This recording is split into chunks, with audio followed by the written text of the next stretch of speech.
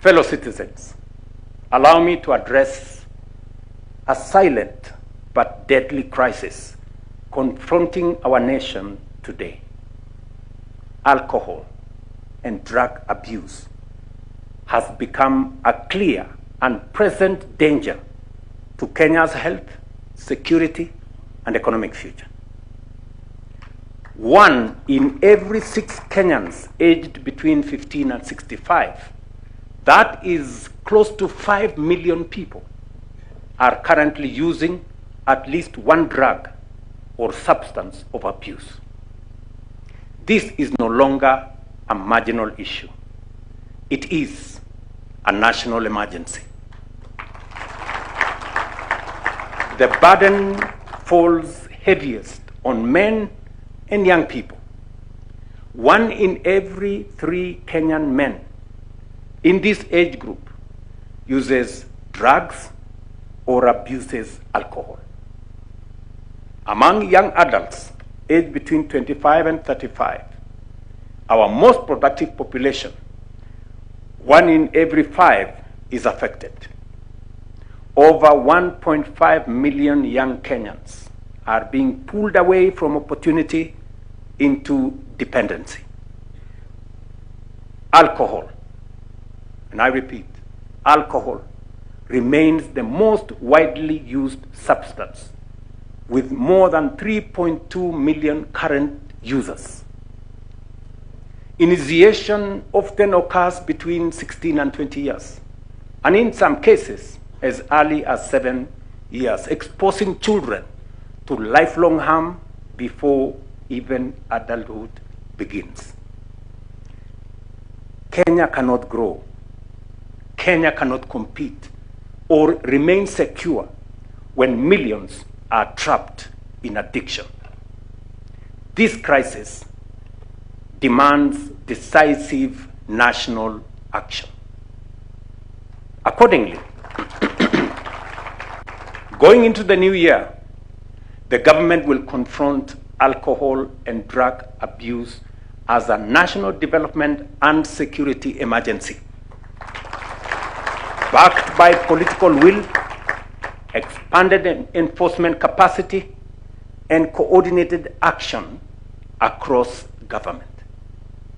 We will establish a strengthened anti-narcotics unit within the Directorate of Criminal Investigations with operational capacity comparable to the Anti-Terrorism Police Unit. Fully resourced with modern surveillance, intelligence, forensics, financial investigation capabilities, the unit will operate as a permanent multi-agency formation, working closely with the National Authority for the Campaign Against Alcohol and Drug Abuse, NACADA, the National Intelligence Service, border management agencies, county governments, and international partners. To support this expansion, the unit's strength will be boosted from the current 200 to 700 officers through new recruitment and redeployment, all trained and equipped for national operations against high-level traffickers, financiers, and organized criminal networks. Asset tracing, seizure, and forfeiture will become central to every narcotics and illicit alcohol investigation. The Asset Recovery Agency will be engaged from the point of seizure, and all assets used or acquired through these activities, including cash, vehicles, land, buildings, and businesses, will be treated as proceeds of crime, promptly frozen, prosecuted, forfeited to the state, and redirected to rehabilitation, prevention, and treatment programs.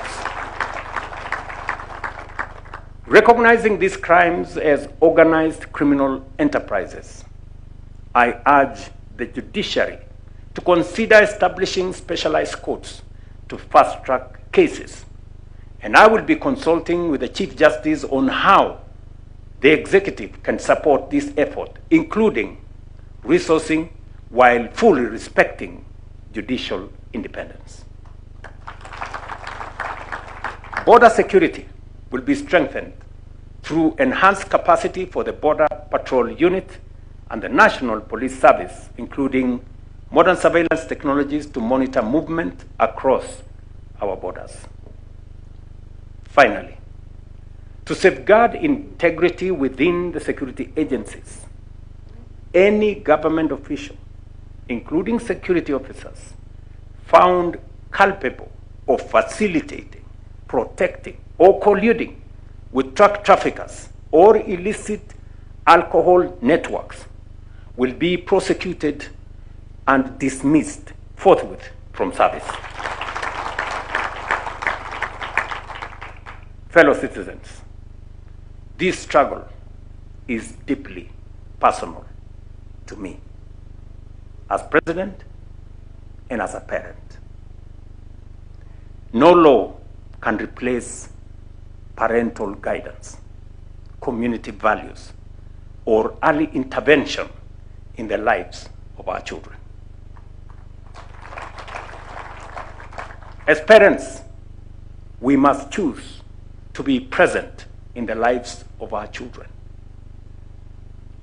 We cannot afford to delegate our children to others. We must guide them, protect them, and intervene early before addiction takes hold. If we fail to act, we fail our children and we fail the next generation. If we rise to this duty, we secure not only their future, but the moral strength and destiny of our nation.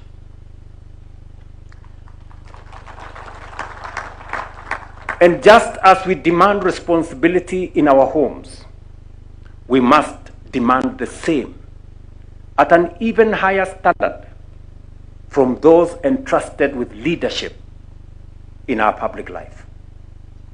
Leaders must lead from the front. I reiterate that 2026 and the years beyond will usher in a period of accountability. Leadership will not be judged not by promises made, but by performance delivered. Not by the exuberance of youth or the longevity of service, but by results and a proven track record. Those entrusted with the privilege of leadership will be held to account for the service they render and the outcomes they deliver to the people, not for the excuses crafted to mask a poverty of ideas or a lack of ambition. The measure of leadership is impact, and that standard will apply to all. Happy New Year 2026. May God bless you all. May God bless Kenya. And I thank you for your attention. Asanteni sana.